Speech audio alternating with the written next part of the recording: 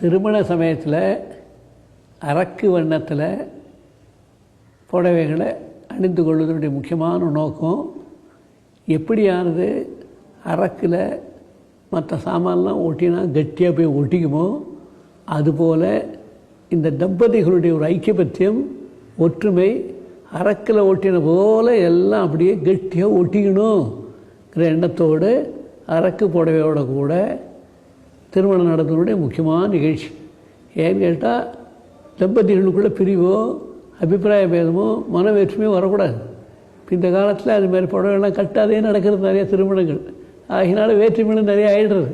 பழங்காலத்தில் என்ன பண்ணுவாங்கன்னா அரக்கு புடவை உள்ள கலரோடு சேர்ந்த கெட்டி அரக்கா உள்ள புடவையோடு சேர்ந்து கட்டுவாங்க. எல்லோரும் ஒற்றுமையாக இருந்து குடும்பம் நன்னா இருந்து ஏக குடும்பம் ஒரே குடும்பமாக இருந்து. இப்போ அந்த பழக்கம் குறைஞ்சி போகிறதுனால இந்த எண்ணங்களும் மாறி மாறி போகிறது. அதனால் அரக்கில் எப்படி ஒன்று ஓட்டினா கெட்டியாக போய் சங்கு இருக்குன்னா சங்கு மேலே கவச்சம் போடுறோன்னா அந்த கவச்சத்துக்கு அரக்கு மத்தியில் இருக்கும், கெட்டியாக பிடிச்சிக்கும். அந்த தங்க கவச்சத்தை ஒட்டினா கெட்டியாக பிடிச்சிக்கும். அதுபோல் தம்பதிகளுடைய ஒத்துமை ஐக்கியபத்தியம் இதெல்லாம் ஒன்றா வளரணுங்கிறதுக்காக அரக்கு புடவை கட்டுறதுனுடைய பாரம்பரியமாக ஒரு ஐதிக்கியம்.